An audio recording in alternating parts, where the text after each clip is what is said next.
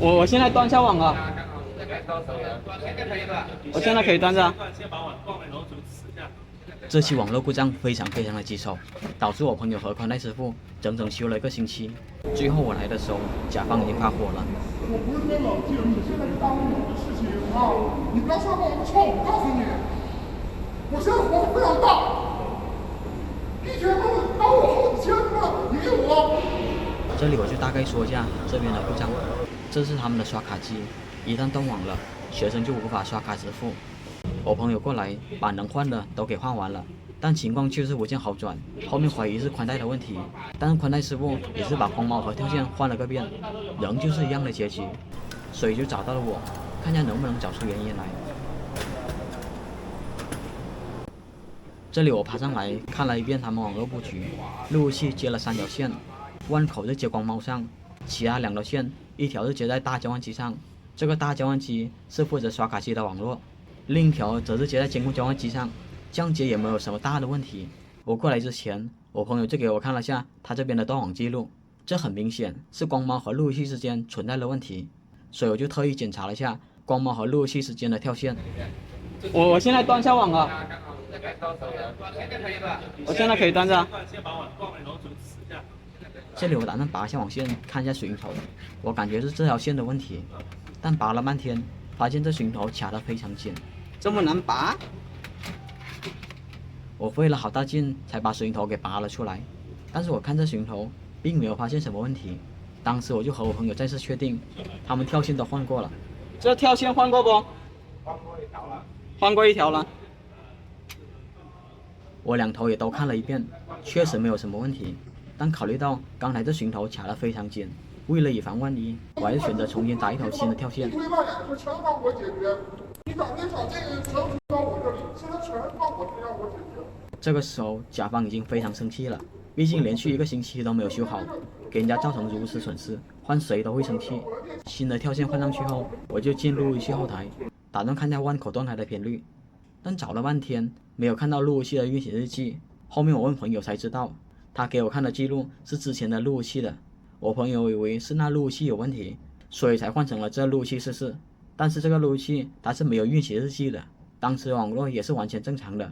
我就大概看了下里面的一些参数，总之没有发现什么太大的问题，只是查到万口的时候，发现并不是路由器不好，所以我就问了下我朋友，光猫怎么是路由模式？要改？一直播不上，播了后要自动就播，我一直播不上。后面他就说改那个好了好，这个录完模式后就可以了，这个又改。大概的意思就是之前他们的光猫是桥接模式，但路由器一直都播不上，所以才迫不得已改成了路由模式。既然路由器目前一切都正常，所以我就把电脑接到光猫上，打算看下光猫的运行日期。但是就在接上去的时候，故障就出现了。没拔。我电脑刚接上光猫，刷卡机它就报网络异常。我抬头看的时候，就看到这万口灯不亮了。我没拔。这时候我马上看了下光猫，发现很多灯都不亮了。光猫重启了。光猫重启了。这电源有问题。那时候原为故障就这样轻松找到了，于是我就给这个光猫换上了新电源。但是真的这么简单的话，就不会有这期视频了。当时他们还透露一个更关键的信息，就故障不仅仅只有一个。你别看现在一切都是正常的，但是一到吃饭的时候，网络必定会崩掉。所以这边我就和他们一直等学生放学。到了中午，学生也陆陆续续的过来了。当时我也看了后台，一切都正常。那时候我就和我朋友说我要回去了，但是这时候我就发现消息发送的特别慢。我马上进入后台看了下，流量并没有什么异常，而且在线人数和之前一样，没有过多的设备接入。但是消息已经发布出去了，我马上打开测速软件试了下，发现测了半天压根就测不出网速来。然后我马上拼路由器检查了下内网，这时候就发现内网波动还是挺大的，一般正常延时都是1-2毫秒来对，它这边居然出现了个57毫秒，这明显不正常了。后面我就看了下宽带测速，发现到现在还是没有测出来。当时我就随便拼个外网，发现路由器早就已经断网了，而且内网的波动如此紊乱，所以我就怀疑是哪条线正在扰乱整个网络。为了排除是监控的原因，所以我就拔掉了监控的主线。但是拔了以后发现，外网仍旧是拼不通的，而且这个时候内网波动已经从几十变成几百上千了。初步判断应该是哪里环路了。当时来的人越来越多，最后连拼都拼不通了，所以这边我就开始拔线，直到拔完以后拼才恢复过来。这时候我再一条一条接上去，看一下是接到哪条拼会出现异常。当时我接到9号口的时候，发现出现了一个37和35的延迟，但是后面的数据又正常了过来。正当我准备接下一条的时候，发现它延迟又上来了，所以我重点怀疑是9号线出了问题。当时我拔了9号线，然后再看了一下延迟波动，这延迟立马就正常了过来。正当我觉得是9号线的问题的时候，发现它这边又跳了一个21的延迟。然后我觉得这事情没那么简单，就继续观察了一下，后面就发现延迟果然上来了，那还不是9号线的问题。所以这里我又拔了7号和8号线，再次观察了一下，7号和8号拔了以后又和之前一样，延迟降下来一点，但是还没过一会儿又跳出来一个112延迟，那这里面还是有问题。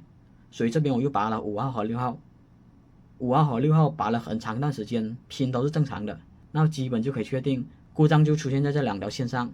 所以当时我就把全部网线都接了回去，全部接回去后，拼虽说没有之前那样高延迟了，但是偶尔还会出现一些小波动。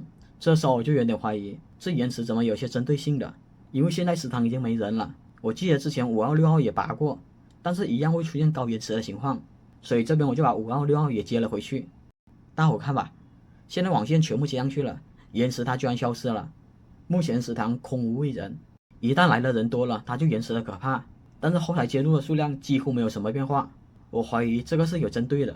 后面我还统计了全部网线接上去的拼包数据，3110个包延迟都属于正常，这和之前高峰时期几百上千的延迟那可是天差地别，这种针对实在太明显了。所以这种情况就需要抓包，看它具体情况。当时我发现这交换机还是网管型交换机，所以我就进了后台，给指定的端口做了个镜像，不然你单纯抓包很容易就抓漏了。具体方法就是在交换机里面找到端口镜像，然后在端口镜像成员里面勾选全部端口。由于我电脑接的是17号口，所以我得把17号口给删除，然后在方向里面选择全部，目的端口就选择我电脑的17号口。一切都设置完后就可以开始抓包了。这里一开始抓包就明显出现了异常，短短3秒就有15000个包，我话还没说完就已经跳到了35000个包，这明显整个网络内出现了巨大的异常。当时也是费了一番功夫才定位到这些数据包来源于7号口。这边我就给大伙看看当时的情况吧。这条7号线有问题，我把它拔了，看9万2，一直到9万2，看见没有？一直到9万2，这才是正常的包，还是9万2，现在是正常的，一插上去起飞了，9万3、9万4、9万5、9万7、9万8、10万、10万1、10万2、10万3，这条线有问题了。这条线这么大的数据包，这里面这种拼是检测不出来的，所以得找到这条线。后面给这条线接上群里，然后就开始一路找线，最终发现这条线是通往办公室的。进去了，是吗？是这个，是吗？啊。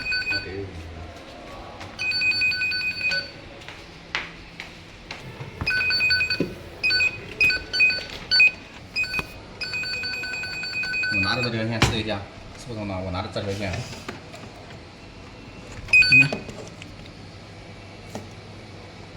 没有环路，没有环路，看这灯就知道不是环路，看这是哪条，得拿电脑过来，你拔掉主线。我现在开始抓包。